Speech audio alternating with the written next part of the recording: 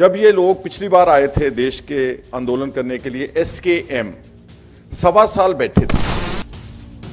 जो मुकदमे दर्ज किए गए हजारों लोगों के ऊपर ड्यूरिंग द लास्ट एजिटेशन, उन सबको हम वापस लेंगे और कॉम्पनसेशन देंगे। जो लोग यहां मर गए हैं उनके बच्चों को जॉब्स देंगे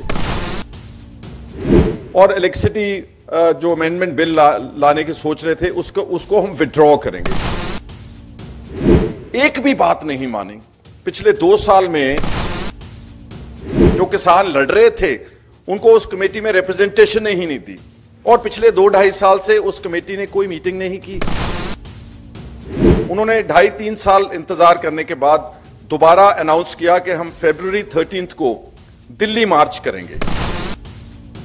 आज मैं जो देश में जो किसान आंदोलन चल रहा है, खेत मजदूरों का आंदोलन चल रहा है, उसके बारे में चर्चा करना चाहता हूं। आपके माध्यम से सारे देश के किसानों से, खेत मजदूरों से, नौजवानों से। Sukhpal Singh Khaira, I am the chairman of all India Kisan Congress.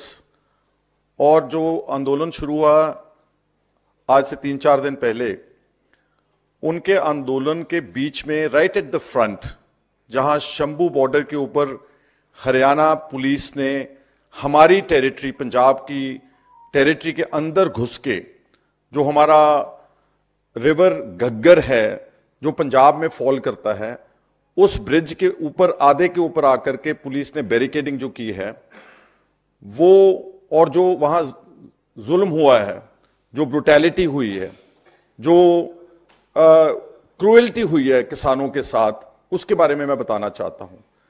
जब ये लोग पिछली बार आए थे देश के आंदोलन करने के लिए, SKM 1.25 साल बैठे थे।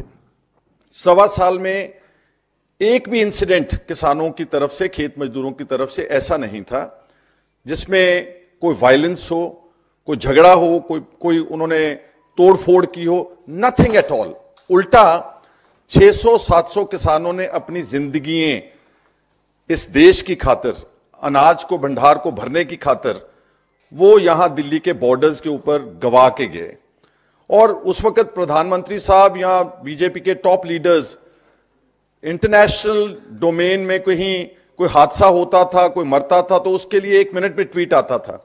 लेकिन 700 किसानों और खेत मजदूरों के मरने के बाद भी एक भी अच्छा कोई ट्वीट नहीं किया, कोई सिंपथाइज नहीं किया। और जब आंदोलन खत्म हुआ, उनसे यह वायदा किया गया SKM की लीडरशिप के और किसानों के साथ, जो लाखों लोग यहां दिल्ली के बॉर्डर्स पर बैठे थे, कि हम MSP को एक लीगल लॉ बनाएंगे और इसके लिए हम एक कमेटी सेटअप करेंगे जल्दी, और तीनों जो एंटी फार्मर ब्लैक लॉज थे उनको रिपील करेंगे पार्लियामेंट में। और आपकी जो बाकी मांगे हैं कि जो मुकदमे दर्ज किए गए हजारों लोगों के ऊपर ड्यूरिंग द लास्ट एजिटेशन, उन सबको हम वापस लेंगे और कॉम्पनसेशन देंगे। जो लोग यहां मर गए हैं उनके बच्चों को जॉब्स देंगे और इलेक्ट्रिसिटी जो अमेंडमेंट बिल लाने की सोच रहे थे उसको हम विड्रॉ करेंगे। एक भी बात नहीं मानी। पिछले 2 साल में सारी बातों के पर वायदा खिलाफी करते हुए बीजेपी की सेंट्रल गवर्नमेंट ने इलेक्ट्रिसिटी अमेंडमेंट बिल भी इंट्रोड्यूस किया।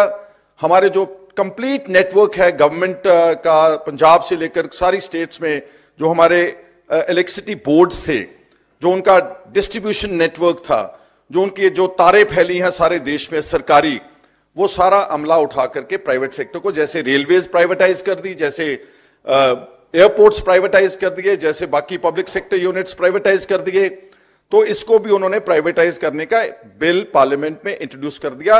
उनके वायदे के मुकम्मल खिलाफ जाते हुए जो कमेटी बनाई MSP को कंसिडर करने के लिए, वो ब्यूरोक्रेट्स की बना दी।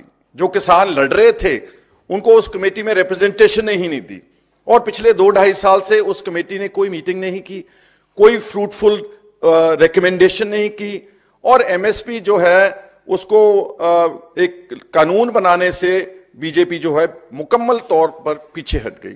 तो फिर किसानों के पास और खेत मजदूरों के पास और क्या रास्ता था? उन्होंने 2.5-3 साल इंतजार करने के बाद दोबारा अनाउंस किया कि हम February 13 को दिल्ली मार्च करेंगे।